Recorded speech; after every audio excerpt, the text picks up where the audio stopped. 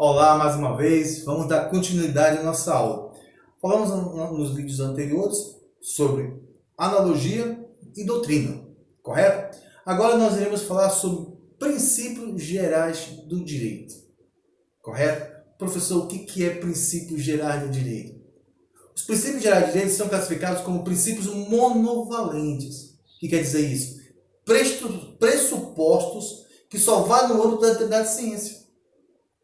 No nosso caso, a ciência do direito. Correto? Repetindo mais uma vez, de forma bem clara. Os princípios gerais de direito são classificados como princípios monovalentes, ou seja, são pressupostos que só valem somente para determinadas ciências. No nosso caso, a ciência do direito. Segundo o grande doutrinador Miguel Reale, ele diz o seguinte, que trata-se de enunciações normativas de valor genérico, que condicionam e orientam a compreensão do ordenamento jurídico, seja quanto à sua aplicação e integração, ou mesmo até para a elaboração de uma nova regra, de uma nova norma jurídica. Então, para Reale, ele quer dizer o seguinte, que os princípios gerais do direito eles são enunciados normativos que têm como embasamento, né, um valor genérico, que tem como finalidade condicionar e orientar a compreensão do nosso ordenamento jurídico, ou até mesmo criar uma nova norma jurídica, certo? São ideias jurídicas gerais que se sustentam dentro do nosso ordenamento jurídico, correto? E não necessariamente precisa estar escrito para que haja validade. Os princípios gerais do direito não precisam estar elencados, expressos dentro do texto legal, dentro da norma positiva, para que ela tenha eficácia e validade. Correto? Logo, trata de preceitos essenciais que fundamenta o direito ou certos ramos de direito. Sendo que o seu entendimento atual, que os princípios gerais do direito possuem força normativa. Quer ver um exemplo bem claro sobre essa questão? O princípio da dignidade da pessoa humana. É um princípio geral muito usado hoje no nosso ordenamento jurídico. Podemos elencar outros. Vamos dar alguns exemplos agora sobre o princípio geral do direito, que não estão expressos na lei, que não estão escritos, mas têm sua validade. Quer ver? Falar e não provar é o mesmo que não falar. O ônus da prova está aquele quem alega. Correto? Se você acusar a alguém, você tem que provar. Você tem que sustentar aquilo que você está alegando. Correto? Ninguém pode causar dano a quem causar, terá que indenizar. Se você provocar um dano a uma pessoa, você vai ter que indenizar essa pessoa. Princípio geral do direito. Ninguém pode se beneficiar da própria torpeza. Dizer, eu não sabia que isso era crime. Eu não posso dizer que eu não sou conhecedor da lei. Eu não posso me eximir, de me abster, de dizer eu não tinha conhecimento que aquilo era crime, que eu não podia fazer isso, que eu não podia fazer aquilo. Então, é o princípio geral do direito. Ninguém pode se beneficiar de sua própria torpeza. Tá? Outro princípio geral do direito, bem conhecido no nosso ordenamento jurídico e por nossos operadores de direito. Ninguém pode ser punido por seus pensamentos. É óbvio, não é? Ninguém está obrigado a fazer o impossível. É outro exemplo bem claro.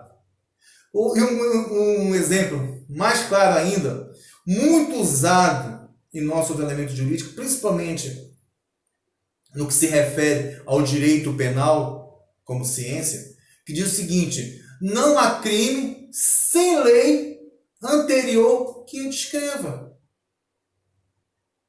É importante saber que passou-se a priorizar não mais a letra fria da lei, aquilo que estava expressamente escrito na lei. Ora, antigamente, muito idolatrado pelos nossos operadores, antigamente. Mas sim, hoje, atualmente, nós temos que compreender a norma que está ali, que está escrito nela, dentro dela. Ou seja, a interpretar a norma está muito além daquilo que está escrito dentro dela. Então, hoje, o direito ele é muito interpretativo. Ou seja, o operador de direito tem que compreender a norma muito além daquilo que está escrito. Então, assim, hoje, é importantíssimo que os juízes ganham muito maior relevância. Os juízes, muitas vezes, se baseiam no seu livre convencimento daquilo que ele entende que está por trás daquela norma prescrita em lei. Certo? Diante da impotência de nossos legisladores em regular todos os casos sociais que outrora continham no nosso ordenamento jurídico, é que foi criada, no artigo 4º da Lei 4.657, a Lei de Introdução ao Código Civil, que diz o seguinte: uma vez omissa a lei, pode-se usar como fonte subsidiária para embasamento os nossos costumes, nossas analogias, as fontes do direito. Os artigos citados que eu acabei de falar agora, o artigo 4º da Lei de Introdução ao Código Civil, ele está dizendo o seguinte, que tendo em mão o caso concreto para resolver, e deparando o magistrado com uma lacuna, ou seja, uma omissão desta lei, naquilo que ele está julgando, ele não pode dizer assim, eu não vou julgar, eu não vou sentenciar, ou sequer irei despachar sobre esse caso concreto. O juiz não pode fazer isso, tendo em vista que essa lacuna da lei, ela pode ser preenchida pelas fontes do direito. Quais são elas?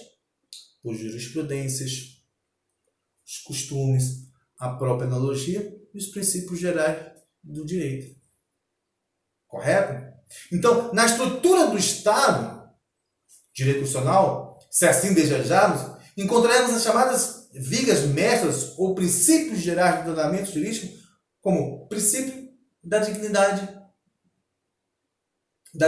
humana, ou seja, da função social da propriedade. Ou seja, nós podemos dizer em latim, nullum crimen nulla pena sine lege. Eu acabei de falar no início da nossa aula, em exemplos. Não há crime sem que haja lei anterior que o descreva. Correto? Então, é importante frisar e nós entendermos que... Só um minutinho. Que na estrutura do Estado, no direito constitucional, se assim desejarmos, encontraremos as chamadas vigas mestras. Ou seja, que devemos usar como balizamento para que nós possamos embasar ou utilizar no caso omissos da própria lei. Então, o nosso ordenamento jurídico, quando há omissão por parte dele, a própria lei de introdução dá o dispositivo, te dá a chancela de usar as fontes do direito. Correto? Só que Hans Kelsen, ele é interessante em falar e em frisar o seguinte, que as fontes do direito são a legislação e o costume. Entendendo-se aqui por direito, apenas as normas gerais do direito. Só aquilo que está no direito. Dentro das normas do direito. Hans Kelsen, ele fala o seguinte, que só há direito dentro das normas do direito. correto? Se não houver dentro do processo normativo, positivista da ciência do direito, não há como utilizar. Haja vista que esses entendimentos já são um pouco ultrapassados, correto? Continuando a nossa regra. Fonte direita é uma expressão figurativa, que tem mais do que uma significação. Que quer dizer, esta designação cabe não só aos métodos, mas todos os métodos de criação jurídica em geral, ou toda norma superior em relação à norma inferior. O que quer dizer isso? Quer dizer o seguinte: direito entende-se também como fundamento de validade de uma ordem jurídica, especialmente quando se falamos em validade. A norma ela é fundamental para que o direito ele seja exercido, correto? Então, falar em princípio do direito, falar em fontes do direito, é falar em ciência do direito no âmbito geral.